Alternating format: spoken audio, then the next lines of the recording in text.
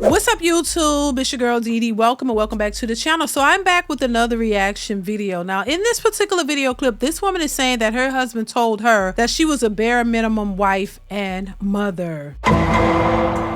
So I want you guys to hear what she had to say and definitely chime in the comments. I want to hear your thoughts on this one. But before we get into the video, make sure you are subscribed to the channel. If you like the content, share and like the video and hit that notification bell to be notified when I upload new content. So let's go ahead and get into the video. Here we go. A couple years ago, my husband told me that I was a bare minimum wife and mother. This obviously upset me. I felt like I was doing everything. I was raised by a mother who contracted out raising us. Worked full-time, and our coaches, teachers, the heavy lifting of raising us. So as a stay-at-home mom who makes home-cooked meals every night with her children from sun up to sundown, eyes open to eyes closed every single day, what do you mean I'm bare minimum? So I took this very personally because he didn't really elaborate. Started doing all this extra stuff like making butter, making pasta from scratch, doing all this extra stuff. Now I'm in his face like, who's bare minimum now? Who's bare minimum me? It was still me. I was still bare minimum because it wasn't my culinary skills that he was talking about. He wasn't looking for handmade pasta. He was looking for a wife and a mother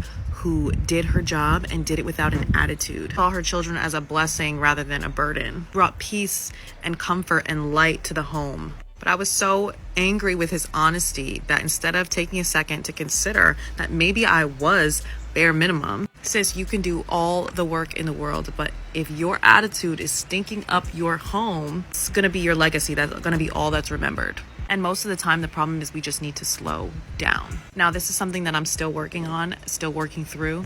And recently, it was something that I needed to be reminded of. Cooking, cleaning, feeding your family is the easy part. But what attitude you do it with is going to be what's remembered. Working way too hard. Don't tarnish your legacy. 30 years from now, your children and your husband won't look back and remember that delicious butter. They'll remember overstimulated, touched out mother who screamed the whole time she made the butter. Turned her back on her husband at the end of the night because she was so tired from churning her own butter. Listen, what do you guys think about what she had to say? I definitely understand where she's coming from, and I think she made some very valid points. I can actually relate to that to some degree because I think we get so caught up in our own way of doing things and how we see stuff, and we don't consider our husband's thoughts or, you know, how he sees things because it's all about us. You know what I'm saying? And so we put a lot of effort and time into raising our kids and things like that. But are you really happy with the job that you have? And a lot of women are not, but they don't say anything. They just lash out and they, you know, they show it in their actions and they're always mad at it. You know, you have what you want, but somehow you're still mad about it and you're complaining about it and you're just acting out. And she's right. Those are the moments that are going to be remembered by your family, your husband. Those are the things that could possibly cause a divide in a relationship, and how your kids see you and view you, and how your husband sees you as well. And even a lot of the women who do that, they end up leaving the relationship because they think that they're not getting justice, or they think that, you know, their feelings aren't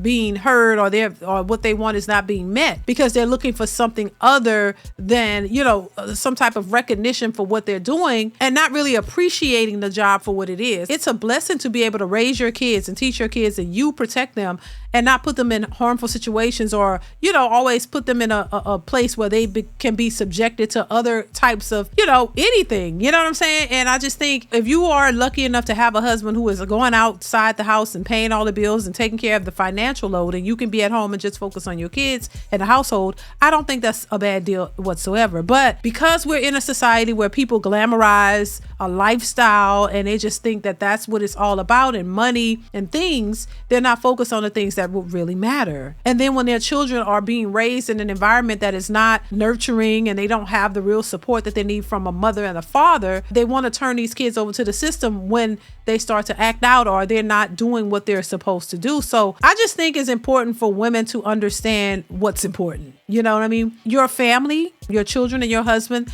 and your family should be the most important things in your life, other than work and lifestyles and money and all of that other stuff. Let's be honest. They're not pushing family, two-parent households, mother and father, and raising those kids to be productive citizens. They're pushing a lifestyle. They're pushing you don't need a man. Men are obsolete. You know, you're a single mother, you can do it by yourself. And that is just not conducive to stable households in this day and age, because everything is so expensive and it's continuously going up. People are struggling to make ends meet, especially if they're by themselves. So we see that there's a shift happening. While on one hand, you hear people talking about being independent and boss chicks and you don't need no man. But on the other hand, you see people out here struggling, trying hard to survive and make it. People are homeless and living in shelters and U-Haul trucks and all these things. They're really having a hard time getting by. So to me, I don't think that this will be the best time to continue to push this independent, I don't need no man objective, because it's just not working for most people trying to struggle and do it by themselves. So, I just think based on the clip and what this woman said, I just think that another thing that she expressed is that you need to be able to have great communication. At least I took that from what she said, that communicating with your husband and listening to him and not looking at everything that he says as an attack. Listen to what he's saying, take heed to what he's saying and apply it, and not just blow him off as if he don't know what he's saying and he don't know what he's talking about and you know everything, because women tend to do that also, which I think is a big mistake.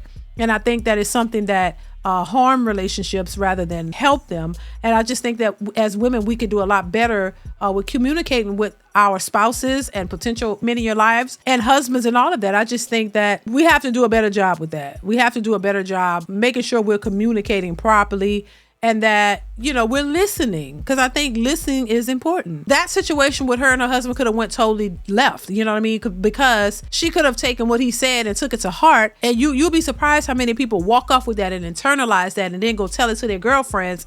And their girlfriend's like, girl, you need to leave him. Could you imagine leaving your good husband over him saying, oh, you're a bit, because to women, that is like bombs going off. That is like, how dare you say that I'm a bare minimum wife and mother? That's enough for the sisterhood to say, girl, he's no good, he's dirty, he this, you shouldn't be with him, leave him, when he's doing everything right. So I thought it was a good thing that she actually didn't take it to heart like that. She was offended, but she listened to it and not, she didn't take it in such a way that just took her to another level, you know what I mean, to do something stupid when it didn't call for that. But that's what a lot of women do. You will be surprised how you can easily trigger women and make them run off and want to leave you because they didn't like what you said. And I think it's interesting how men have to be very cautious of what they say, but women can say anything they want and you're just supposed to take that. So I think what she said was very important, and it sent a message. And I think women should listen to them. Listen to your men, not just push them to the side like they don't know what they're saying, and don't misconstrue what they say. Listen to them, ask questions. Hey, what did you mean by that? Because like she said, she started trying to make butter and doing all these extra things thinking that that's what she needed to do it. He's saying, no, the things that you are responsible for, you do them in anger, and your kids see that. They see that side of you. And maybe if you would do it like you love doing it and appreciate it, you'll get a better response from everybody around you. You know what I'm saying? And that will be what they remember. You know how your kids get older and they start telling you what they remember and what they experienced with you. And a lot of people aren't really excited about that when they get it from their kids. You see, as long as the children are little and you don't get that feedback, you don't see yourself. But when your kids start telling you about you and telling you how they've experienced you, it could be a hurtful experience. That's all I'm saying. So listen, y'all let me know what y'all think in the comments below. Comment, like, subscribe to the channel if you haven't already. Hit that notification bell to be notified when I upload new content. Y'all let me know what y'all think, and I will catch you in the next one. Bye.